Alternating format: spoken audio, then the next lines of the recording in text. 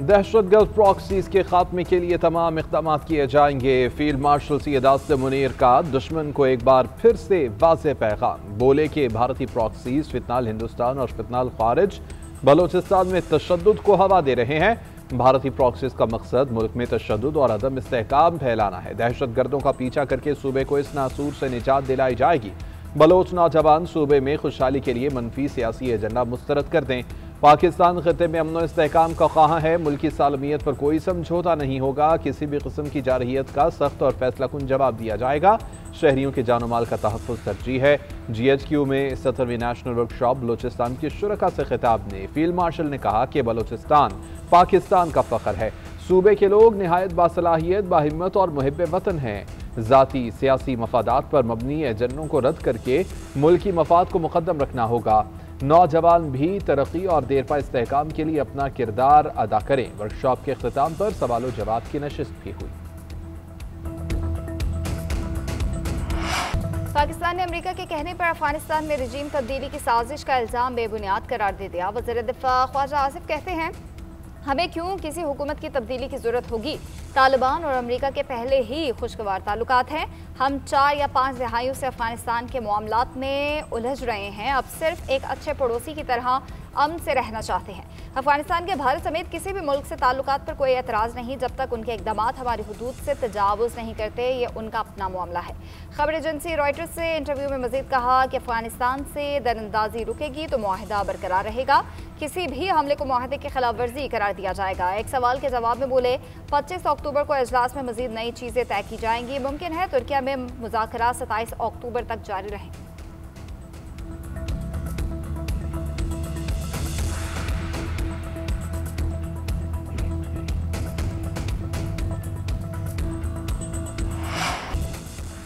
पाकिस्तान और अफगानिस्तान के दरमियान जंगबंदी के बावजूद तिजारती सरगर्मियां अभी तक बहाल न हो सकीं। 10 रोज से बंद सरहदी रास्ते अगले 24 से 48 घंटे में खुलने का इम्कान। कस्टम्स का अमला तोरखम टर्मिनल पहुंच गया।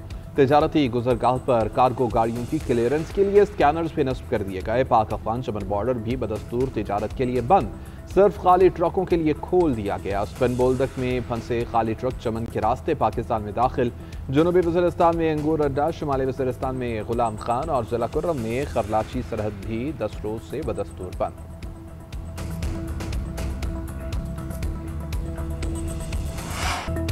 टेक्नोलॉजी की मदद से तरक्की की नई राहें तलाश करने का मिशन वज़ीर आज़म शहबाज शरीफ ने इंस्पायर इनिशिएटिव के तहत सेमीकंडक्टर प्रोग्राम का इजरा कर दिया। तकरीब से खिताब करते हुए वज़ीर आज़म ने कहा कि दुनिया भर में सेमीकंडक्टर्स के हवाले से बयानिए की जंग जारी है। सेमीकंडक्टर और AI पर अबूर हासिल करने वाली कौमें ही मुस्तकबिल पर हुक्मरानी करेंगी। कुदरत ने पाकिस्तान को सेमीकंडक्टर्स के मैदान में वसाइल से नवाजा है। हमारी जिम्मेदारी है कि वसाइल से भरपूर फ़ायदा उठाएं और कौम को आगाह करें। पब्लिक सेक्टर डेवलपमेंट प्रोग्राम से मंसूबे के लिए 4.5 अरब रुपए रखे गए हैं। ये महज आगाज़ है। हुकूमत मंसूबे के लिए मजीद वसाइल मुहैया करेगी। FBR, digitisation, cashless economy, digital wallets अहम मंसूबों में शामिल हैं। IT, AI और अब सेमीकंडक्टर जैसे शोबों में नौजवान की तरबियत नागुज़ीर है।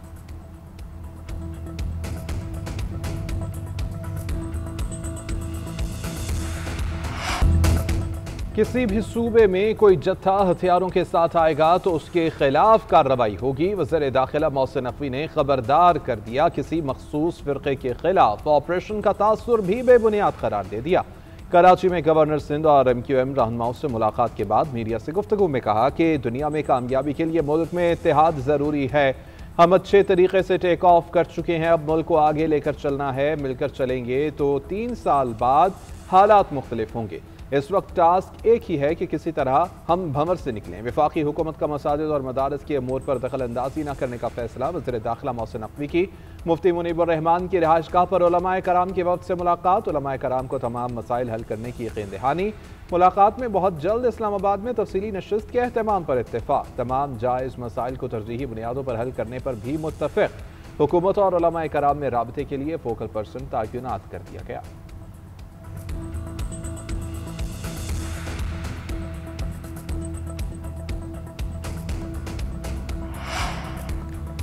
टीएलपी को फाइनेंस करने वालों का सुराग लगा लिया गया। नेशनल और इंटरनेशनल 3800 फाइनेंसर्स में बड़े बड़े नाम हैं, पढ़े लिखे और महजब लोग भी उन्हें फाइनेंस करते रहे।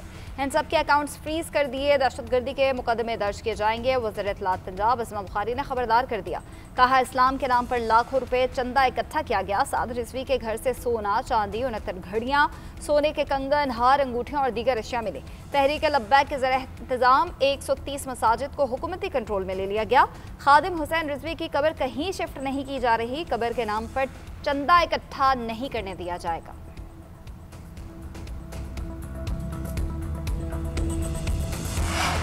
केपी पुलिस के लिए 15 साल पुरानी गाड़ियों के तोहफे पर विफाक और केपी हुकूमत आमने सामने। चेयरमैन पीटीआई ने गाड़ियां ना लेने की वजह बता दी। कहते हैं केपी हुकूमत को जो गाड़ियां दी गई वो पहले से यूएन के जरिए इस्तेमाल थी। केपी की हुकूमत और पुलिस की ज़रूरियात के मुताबिक वो गाड़ियां अहल नहीं थी, इसलिए वापस की गई। अडयाला जेल के बाहर मीडिया से गुफ्तगू में मजीद कहा, वज़ीर आला की बानी से मुलाकात ना हुई तो 8 से 10 अफराद पर मुश्तमिल काबीना बना देंगे, हतमी मंजूरी बानी ही देंगे। नवाज शरीफ से भी जेल में मुशावरत होती थी, लंदन जाकर भी उनसे मुशावरत की जाती थी।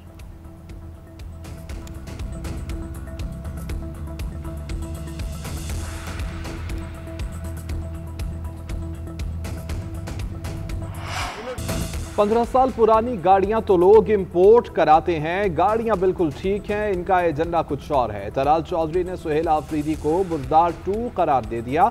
वज़ीर मुमलिकत दाखिला के वज़ीर आला केपी पर तंज, बोले कि वज़ीर आला बदलने से दहशतगर्दी के खिलाफ जंग नहीं रुकेगी। केपी में सुहेल बुज़दार को दानिस्ता तौर पर लगाया गया है। अगर ये गाड़ियां पसंद नहीं तो वज़ीर आला अपनी बुलेट प्रूफ गाड़ी दे देते। वफाक ने माली मुश्किलात के बावजूद केपी को बुलेट प्रूफ गाड़ियां दी हैं। गाड़ियां वापस भिजवाने से कोई नुकसान हुआ तो जिम्मेदार वज़ीर आला सुहेल आफरीदी होंगे। हमारे जवान शहादतें दे रहे हैं और आप सियासत के लिए आलात वापस कर रहे हैं। साबित हो चुका कि इन्होंने बुलेट प्रूफ गाड़ियां इसलिए वापस की कि दहशतगर्दी के खिलाफ ये जंग ही नहीं लड़ना चाहते। केपी के नए वज़ीर आला ने अब तक कोई अवामी मंसूबा पेश नहीं किया।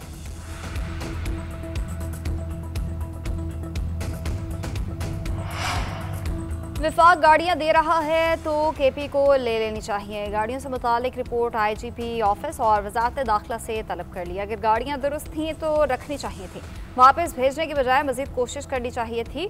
गवर्नर केपी फैसल करीम कुंडी का कहना है, अफगानिस्तान की कुर्बत के बायस यहाँ अमन अमान की सूरत हाल मुतासर होती है। अमन ना होने से कारोबार को फ़रोग नहीं मिल सकता। वज़ीर आला के साथ इब्तदाई मुलाकात मुस्बत रही, अगर यही सूरत हाल रही तो मुस्बत रवैया रखूँगा। मेरी कोशिश है कि सूबे की तरक्की के लिए अमली इक़दाम करें।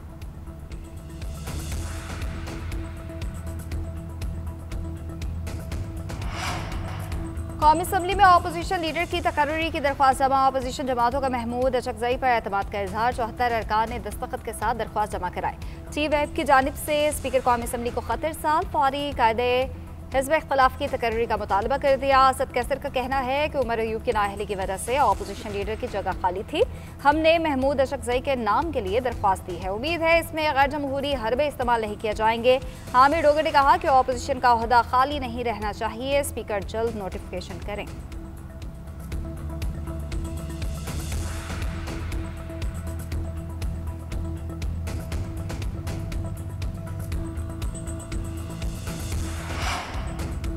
तरमीम हो चुकी है तो क्या हमें तरमीम से पहले वाले दौर में जाना पड़ेगा? क्या हमें पहले 26वीं तरमीम को मुअत्तल करना पड़ेगा? जस्टिस मुसर्रत हिलाली के 26वीं तरमीम केस के दौरान रिमार्क्स। दरख्वास्त गुजार के वकील शबर रिजवी ने मौक़िफ़ इख्तियार किया कि 191A को आइन की दीगर शिकों से मिलाकर पढ़ना होगा। जस्टिस मोहम्मद अली मजहर ने रिमार्क्स दिए कि आर्टिकल 191A के तहत 184(3) का इख्तियार आइनी बेंच को मुंतकिल हो चुका है। कहाँ लिखा है कि सुप्रीम कोर्ट से बाहर कुछ बन गया? रेगुलर और आइनी बेंच एक दरख्त की 2 शाखें हैं। जस्टिस जमाल मंदोखेल ने इस्तफसार किया कि आप क्या कह रहे हैं, बेंच और सुप्रीम कोर्ट अलग अलग हैं। वकील ने जवाब दिया, बेंच को इख्तियारात दिए गए हैं, सुप्रीम कोर्ट से छीने नहीं गए। बननी तो आईनी अदालत चाहिए थी मगर बेंच बन गया। जस्टिस जमाल मंदोखेल ने कहा, आप मशवरा दे रहे हैं कि आईनी अदालत बननी चाहिए।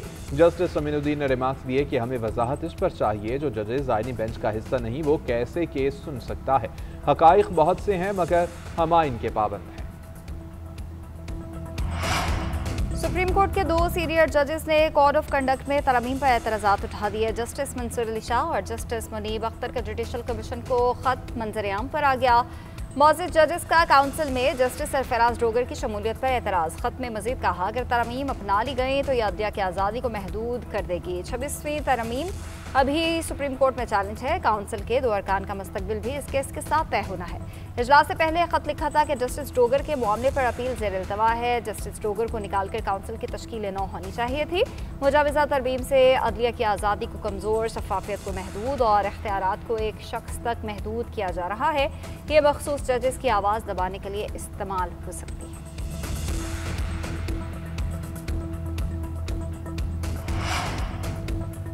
चौधरी अनवारुल हक की इत्तेहादी हुकूमत को बड़ा झटका। मुस्लिम लीग नून का आज़ाद कश्मीर हुकूमत से अलहदगी का ऐलान। नई हुकूमत का भी हिस्सा न बनने का फैसला। पार्टी सदर शाह गुलाम कादिर ने सियासी बहरान का हल नए इंतखाबात को करार दे दिया। कहा कि मुस्लिम लीग नून आम इंतखाबात के बगैर किसी नई हुकूमत का हिस्सा नहीं बनेगी। हम असम्बली में अपोजिशन में बैठेंगे। जो भी रुकने असम्बली जमाती पॉलिसी से इन्हिराफ करेगा, पार्टी कार्रवाई का सामना करेगा।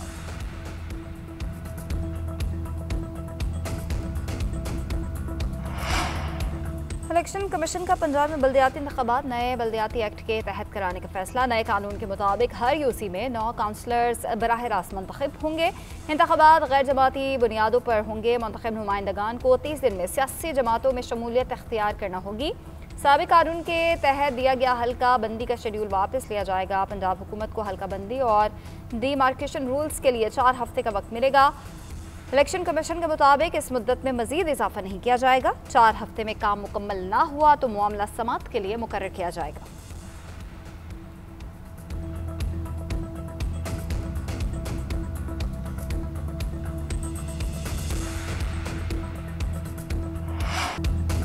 भारत में दिवाली का जश्न फजा को जहरीला करने लगा। आतिशबाजी और पटाखों के बायस आलूदगी में खतरनाक हद तक इजाफा। नई दिल्ली में air quality index 772 record.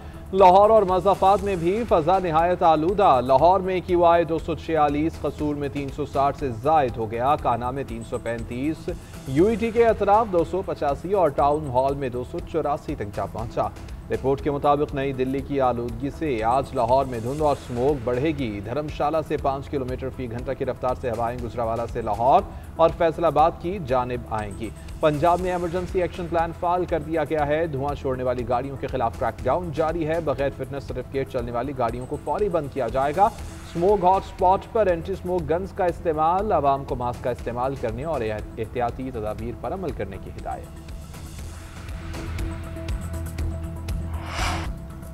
Pakistan दुनिया और दहशतगर्दी के दरमियान एक ढाल का किरदार अदा कर रहा है। खैबर पख्तूनख्वा में दहशतगर्दों को वापस न लाया जाता तो हालात मुख्तलिफ होते।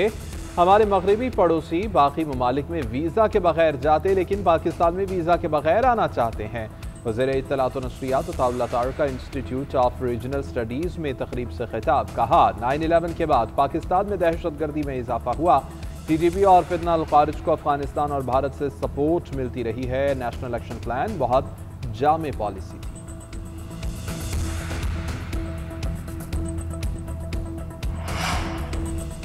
टैक्स अदायगी में तनख्वाहदार एक बार फिर आगे। एक समाही में कौमी खजाने में 130 अरब रुपए का टैक्स जमा कराया। तनख्वाहदारों की टैक्स अदायगी ताजरों, थोक फरोशों और बरामद कुनिंदगान से 3 गुना ज़्यादा निकली।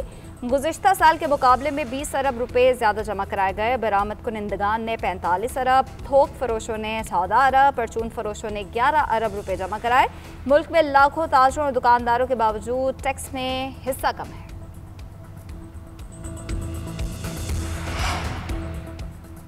वज़ीर आला पंजाब ने mobile police station and licensing unit project का इफ्तिताह कर दिया। पंजाब की पहली मोबाइल यूनिट का मुआयना। पहली मरतबा मोबाइल पुलिस स्टेशन में इंदराज मुकदमा की सहूलत होगी। ड्राइविंग लाइसेंस के इजरा की सहूलत भी मिलेगी। मरियम नवाज ने चाबियां मुतल्लिका अफसरान के हवाले की। अमले से काम के मुतालिक सवालात पूछे गए। आवाम के साथ हमदर्दी से पेश आने की हिदायत।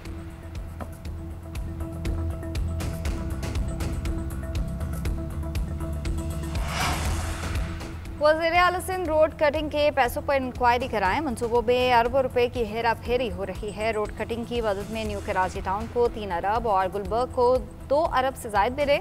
अरबों रुपए आमदनी के बावजूद ये काम नहीं करते। जमात इस्लामी ने कराची का सौदा करके बल्दियाती निज़ाम मुसल्लत कराया। डिस्ट्रिक्ट सेंट्रल के मोहल्लों और सड़कों का हाल गजा जैसा है। ऑपोजिशन लीडर अली खुर्शीदी की जमात इस्लामी पर तनकीद, बोले हमने शहरी मसाइल हल करने की बुनियाद रखी, इन्होंने सौदा कर दिया।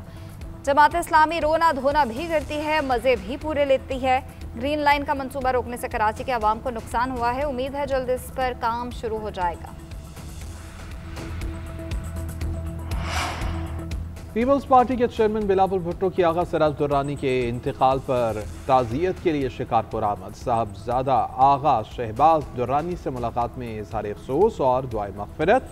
बिलावल का कहना था कि आगा सिराज दुर्रानी ने दौरे आमरीत में सौबतें बर्दाश्त की, मगर भुट्टोइज़म के नज़रिए से इन्हिराफ नहीं किया। नई नस्ल के लिए अपनी जदोजहद से रास्ते हमवार करने वाले किरदारों को तारीख में हमेशा जिंदा रहना चाहिए। वर्ल्ड टेस्ट चैंपियनशिप की दूसरी आजमाइश पाकिस्तान के खिलाफ प्रोटीज डट गए। रावलपिंडी टेस्ट के दूसरे रोज खेल के इख्तिताम पर जनूबी अफ्रीका ने पहली इनिंग्स में 4 विकेट पर 185 रन बना लिए। पाकिस्तान की बर्तरी खत्म करने के लिए मजीद 148 रन दरकार। ट्रिस्टन स्टब्स 68 और कॉयल वेरन 10 रन के साथ क्रीज पर मौजूद। ट्रिस्टन स्टब्स और टोनी डी जोजी ने तीसरी विकेट के लिए 113 रन की शराकत कायम की। एडन मरक्रम 32 और रियान रिकल्टन 14 रन बनाकर पवेलियन लौटे। टेस्ट डेब्यू करने वाले आसिफ आफरीदी ने डी जोजी को 55 रन पर आउट करके पहली विकेट हासिल की। पाकिस्तानी टीम पहली इनिंग्स में 333 रन बनाकर आउट हुई थी। शान मसूद ने 87 रन की इनिंग्स खेली। केशव महाराज ने 7 बैटर्स को चलता किया।